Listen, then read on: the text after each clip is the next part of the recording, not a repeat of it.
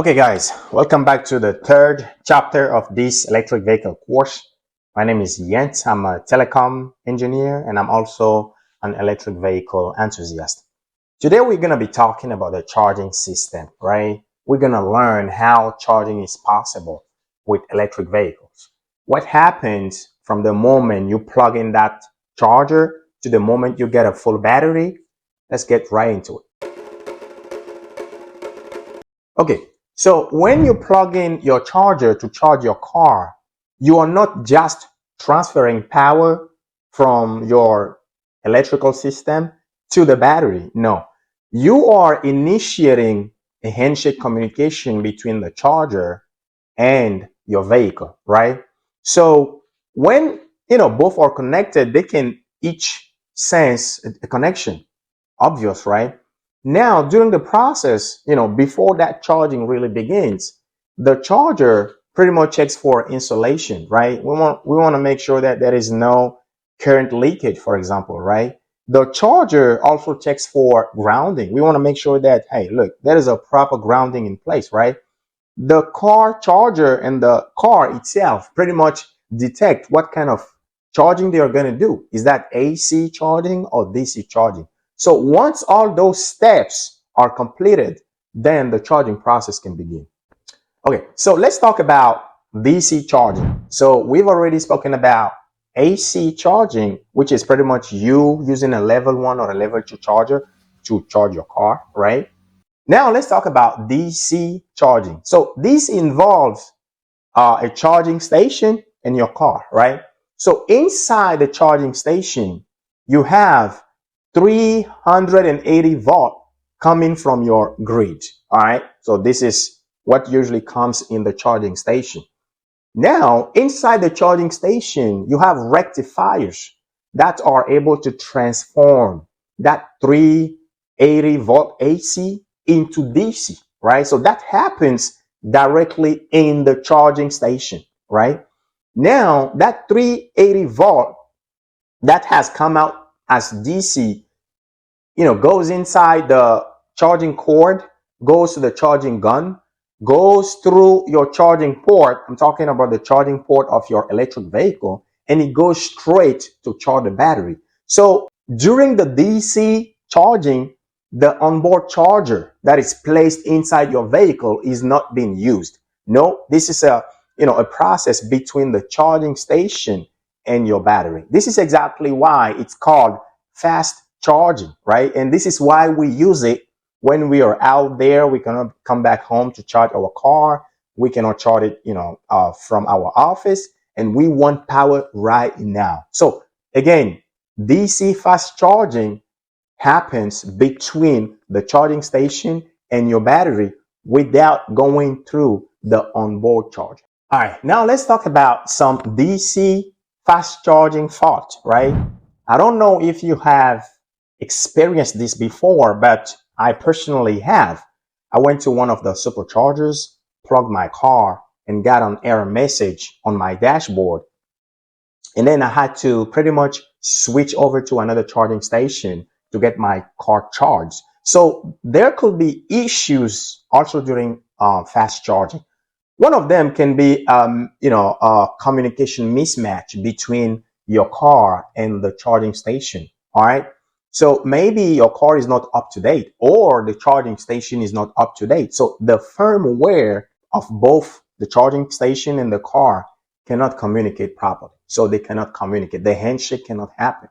That's exactly why sometimes you have errors. And then you have to switch over to another charging station or another location. You have cars that don't accept DC fast charging because of that, and they can only use level 1 or level 2 charging. So this is one of the fault, the communication mismatch between the charger and the charging station. You can also have, over temperature issues. We all know that during the charging phase, the battery kind of overheat, right? And inside your charging port, there are temperature sensors, right? So if there is any insulation fault, right, or any current leakage, or there is no proper grounding, you will also get problems with charging your vehicle with, the fast chargers. That is exactly why it is important to check your charger. Make sure that you don't have any dirt or it is not wet. Okay, now let's talk about some of the issues you could experience with AC charging. So we all know that AC charging is slower than DC, right? But it can even be slower than usual. Let's say that your onboard charger is defective, right? It doesn't properly convert the AC power that is coming in to DC so that it can give it to the battery. That is obviously gonna, cause your charging to be slow, right? And in most scenarios, you're gonna get a message alerting you of what's going on, right? Also, if your EVSE, I'm talking about the electric vehicle supply equipment, it is another name for your level 1 charger, right? So if your EV charger has a problem, maybe there is a current leakage, of course, you're not going to get a proper charging, right? You're not going to, it is slow, of course, but it's going to be even slower. It's going to stop, go, right? So we want to make sure that everything is in place. Sometimes, if your house electrical system is not properly grounded, you will also experience some slow charging. So it is important that we verify our EVSE before doing anything. And we also have to pay attention of the message that the car is giving us. Okay, so one thing also that can prevent you from charging your car properly and at the best speed possible is the temperature, right? So let's say that you're charging your car. It is maybe very, very, very hot out there and your car senses, the rise of the temperature. I'm just going to go ahead and say that inside the charging port of electric vehicles, there are temperature sensors and they can pretty much sense when the charging process is causing a lot of heat, right? So, it is important that we pay attention to those elements, the weather, the temperature, so that we can, keep our battery healthy, right? There are connectors inside the charging port that pretty much secure the charging gun. If one of those pins is broken, the car is not gonna sense the connection. So you may see your charge rate or your charge speed go down because of something like this. So it is important to check everything. And when that happens, you have to go to a technician and only them can tell you, they can test everything, the voltage, the temperature and everything, and they are able to let you know what's going on with your vehicle or your charger. All right, so let's finish this section with the DC-DC converter, right? So in one of the videos, I said that beside the high voltage battery that we have in the car, we also have a 12 battery, right? And that 12-volt battery usually gets power from the high voltage battery, right?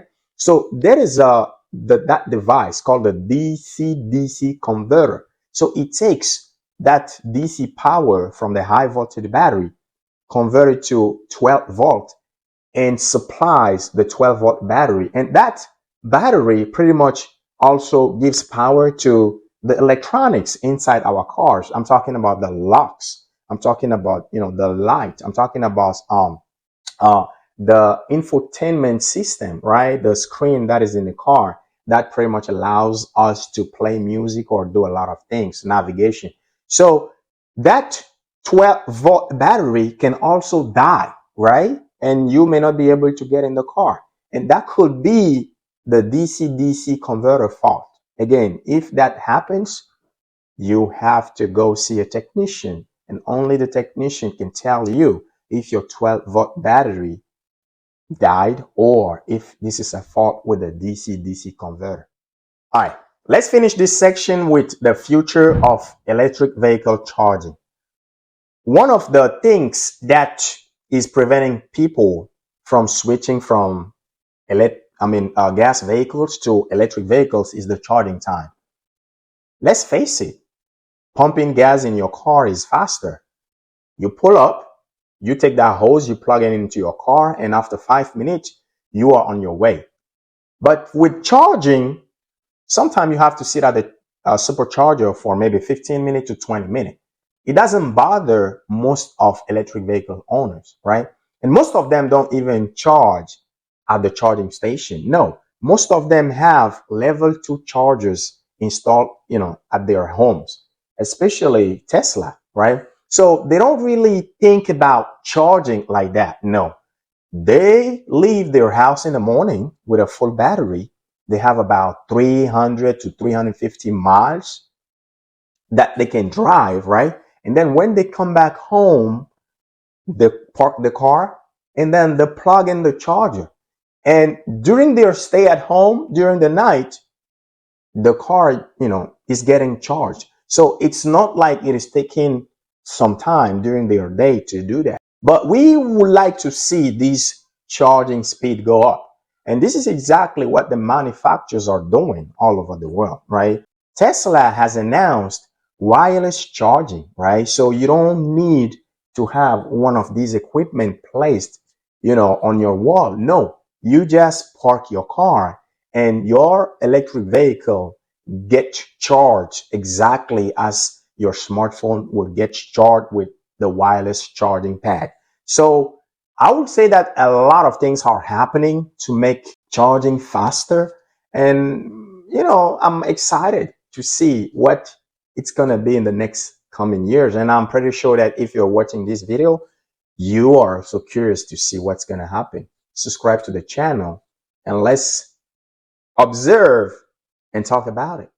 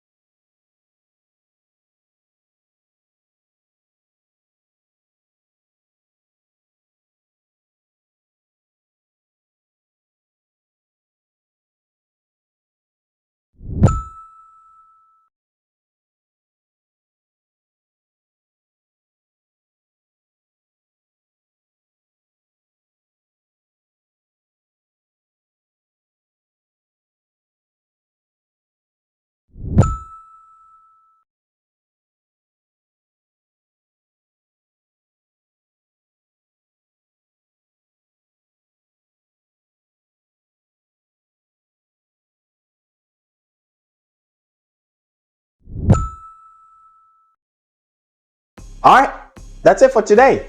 You want to learn more about electric vehicles on this channel? This is what I talk about. In the next videos, we are going to talk about the electric motor that is installed in the electric vehicles. If you want to know more about it, you are more than welcome to watch the next videos on the channel. My name is Yent, and I will see you on the next video. Thank you.